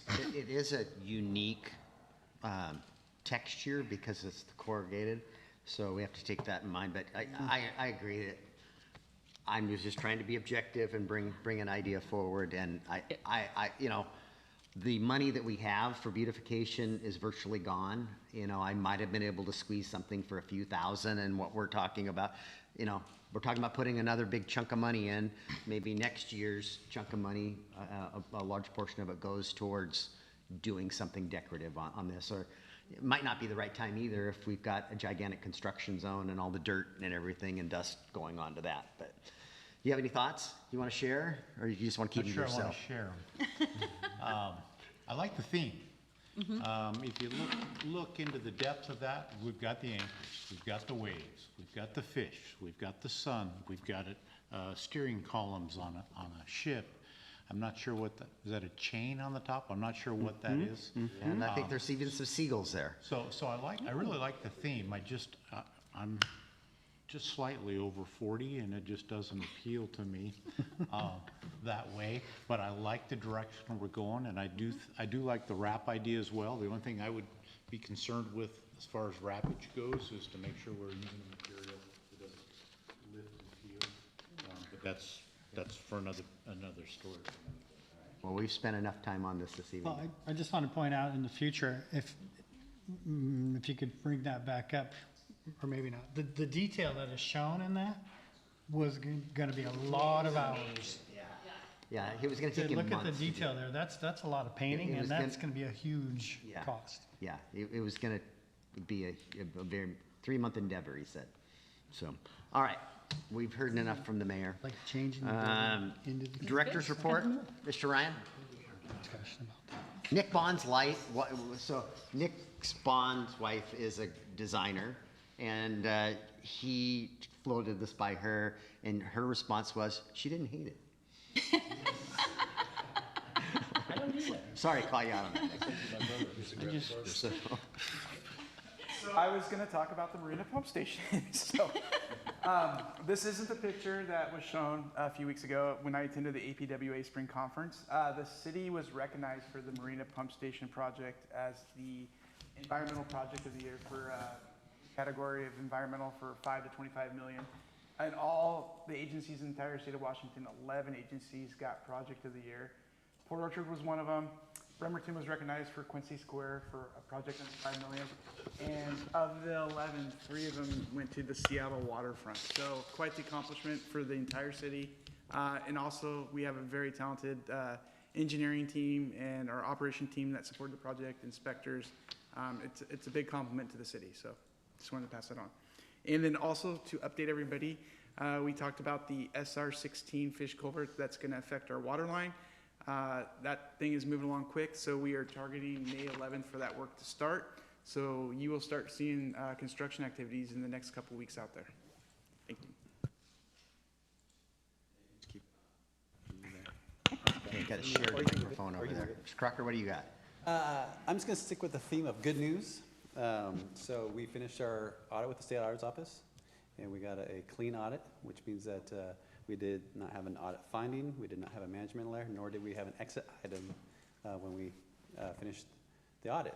So I just want to read a couple statements out of their audit report, which is now available on the public site, because I think this is something communicate with the citizens of how well we're managing the funds and that we get audited every year. So they selected certain areas of risk. They selected cash receiving for timeliness and deposits. They selected payroll for gross wages, meaning correctly in the correct amounts. They selected the police department and the property evidence room and disposition of property and citation and reconciliations. They always select public meetings, all the minutes for compliance. And then they look at the overall financial condition of the city and how well we perform. And so in their examination in all those areas, they found that we complied with all material respects as well as applicable state laws, regulations, and our own policies, and provided adequate controls over safeguarding of public funds and resources. So just wanted to let you know, another great year, another great audit. Thanks. Nicely done. Okay, Mr. Bond. Nothing to report. Nothing to report. In less great news, there was a recent court decision I just wanted to flag for you. The city of Burien is unfortunately the recipient of an OPMA lawsuit from Mr. Arthur West, and he was victorious. The interesting takeaway from this case is it involved a press conference the city held related to legislation they had already passed. They were merely sharing information with the public and the press. And the court said that does constitute an open meeting insofar as all the council are present and they're receiving public testimony or comment through the media. So the court reiterated the concept that passive receipt of information via email, that is still okay. That's not an OPMA violation. So when you receive information from staff or even each other as one single passive receipt of information, that is not an OPMA violation, as long as there's no back and forth. However, in any setting where there is a majority of council present and you are receiving public live testimony, it doesn't have to be testimony with a capital T. It has to be feedback from the public. This case now indicates that is not passive receipt of information. That is something that must be noticed as a meeting. I would note there was recent legislation that deals with press releases in the context of an emergency in response to the December flood events. So those are automatically carved out from this decision. This decision predates that, or the law this court was looking at predates that exemption, but that wouldn't have applied here. This wasn't an emergency press release or press conference. I'm just curious, what was the award? It's usually just Arthur West is looking for his fees. And it's, yeah, he gets his attorney's fees on appeal. And then they've remanded for further proceedings. So determination of penalties will occur at the trial level. Chief, something positive, please? Yeah, I know there's been some concerns about us being able to manage downtown, so I just wanted to share with you guys that we did start over this weekend doing emphasis patrols on Fridays and Saturday nights. We did have a number of contacts. It is Nerf war season for the South Kitsap High School. That is not sanctioned by the city or the high school, but that does bring gathering of kids in the sunshine downtown to shoot at each other with guns, which caused some consternation amongst the community. So we did some education, and then we'll be doing some enforcement in the following weeks. Wallace? Yes, just a reminder, if you want to sign up for a coffee with the council for June and after, I don't have anybody signed up. I do have Councilmember Morrissey, Trineri, and Warden for May 2nd, but nothing else. So just reach out to the clerk's office. Please put me down for June. Then that's all I have for tonight. Thank you. Okay. We're to our second citizen comment, and don't rush off. We're going to have a brief executive session at the conclusion of the meeting too. You can do that. We'll let you do that. We're to our second citizen comment period. Is there anyone online? Because we have no one in the council chambers. Raise your hand, and we'll bring you into the meeting. And see no hands raised, so I'm going to close the second citizen comment period. Anything for the good of the order? Councilmember? We both come to the same time. Go ahead. Yeah, good of the order. Ladies' Night Out this coming Friday from 4 to 8. It's denim and diamonds. So hope to see the ladies downtown. Councilmember Warden? Yeah, Saturday I attended the South Kitsap Public Education Foundation fundraiser, and I want to thank Jay and his wife for the countless hours and time that they put into that event as one of many, but definitely he and Susan put a ton of time into that, and it was a fantastic event. And then John, do you want to? Yeah, if I could just take a moment. I failed to bring it in, so it's in my car. But our mayor was honored as one of their 4 honorees on Saturday night, and it was the Distinguished Alumni Award. So not only is he a leader within our city, but he's a graduate of that high school, and so they recognized him for that. I wish I had all the great words that they had, but I didn't grab that for you, but I definitely have your really cool award, which is a wolf in and of itself. So quite the honor, and I wish I could have been there, but I had it was my wife's birthday, and we had plans with the family not here in Port Orchard. So, but thank you for getting that and for me, and it was a tremendous honor. So, She had her hand up. Yeah. So I have 2 points for the good of the order. Okay. The first one is that with our public hearings, we'd just like to make sure, or would like to ask that that an initial email, go out at the same time that we are putting it into the newspaper, which seems to be about a week prior. So having an initial e-blast or put on the website, social media accounts at that same time would be great. That way, especially as we talk about folks who might work in Seattle, gives them extra time, especially if they would like to show up in person. And my second point that I'm going to bring up, I would like to do it in email, but it might lead to discussion and we have to worry about open meetings. And with that said is, for me, telling earlier in this meeting, Councilmember Fenton was told that to get something on the agenda, she would need 3 people to agree to it. And from my perspective, that seems like disparate treatment because I see other points of agenda items getting added where I don't think I've seen it go down for a vote where 3 other people need to agree to it. So I would like to be cognizant of that, and I also wanted to mention it now in case, you know, there was additional discussion around this. Yeah, and because I have not seen that language. I haven't seen it in the AWC Mayor Council Handbook requiring that. In fact, the handbook says, reiterates that the council sets the meetings. This is a council meeting. But that seems to me that that's a way of creating a barrier to that happening, because again, I've seen a barrier to her being able to bring agenda items. Number 2, I have not seen it in Robert's Rules. And again, somebody else might know Robert's Rules better than me, but I've been trying to read up on it. I have not seen Robert's Rules come up with that or that set that point, nor have I seen it in our code.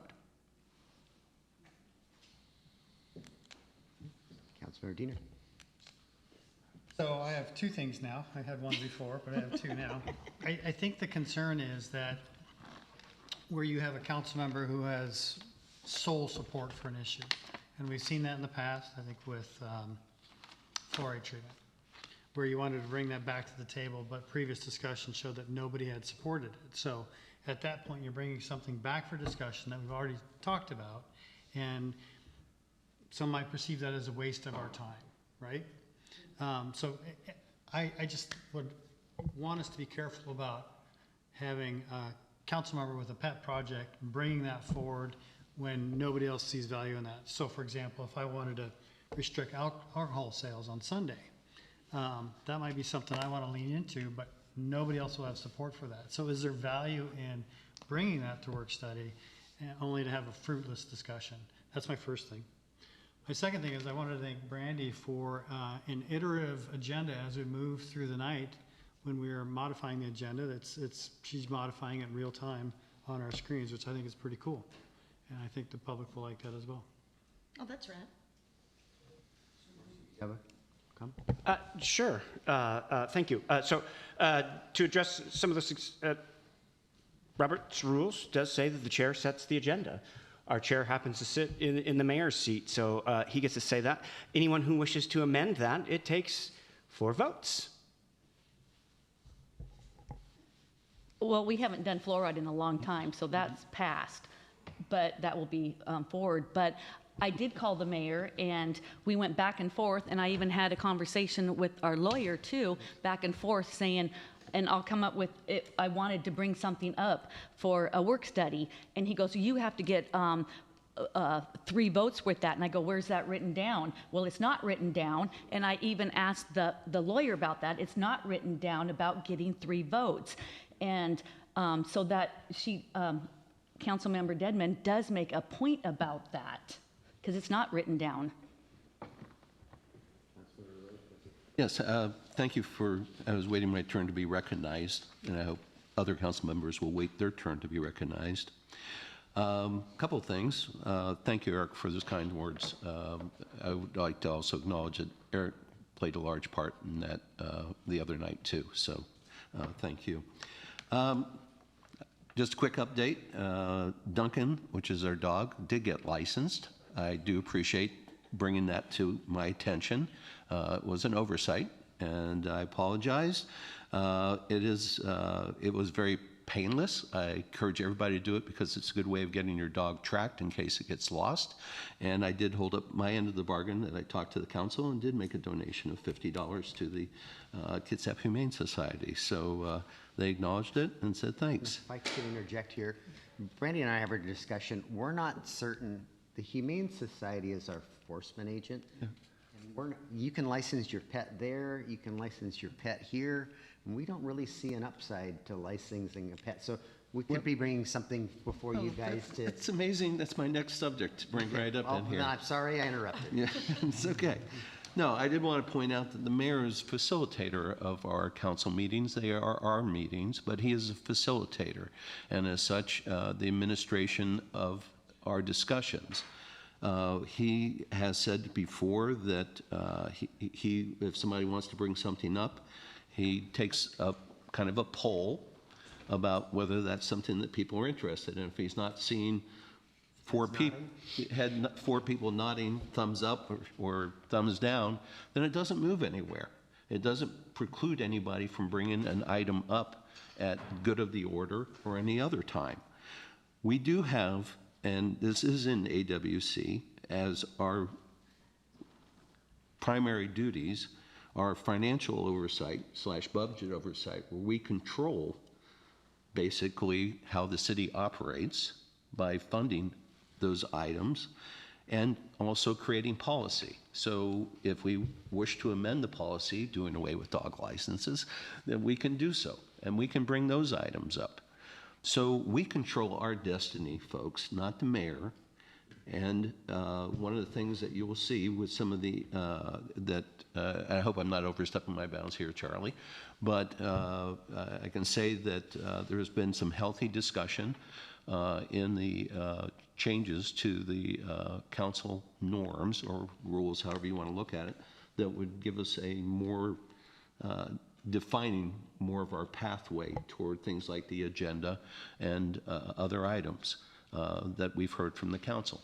So stay tuned, and in a very positive way. But to say that the mayor controls our council meetings is incorrect, and we control our council meeting. He's the facilitator, and he does a bang-up job, and we should stop giving him crap about it. Thank you.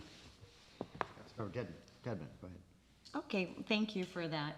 I did get a little bit confused when Councilmember Morrissey pointed out and said that as the chair, the mayor sets the agenda, thereby controlling the priority set of our meetings. That's what it says in Robert's To the order. rules. Yep. Councilmember Trenary, go ahead.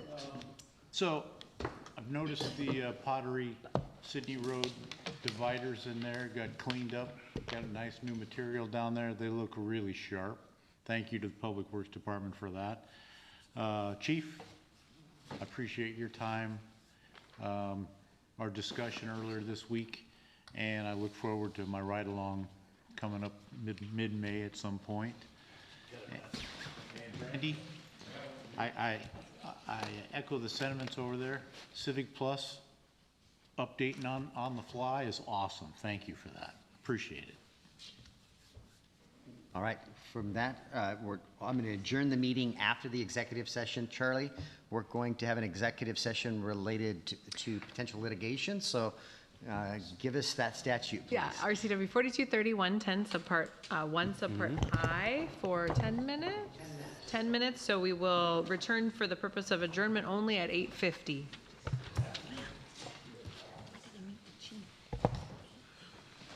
Hey, Brandy. I don't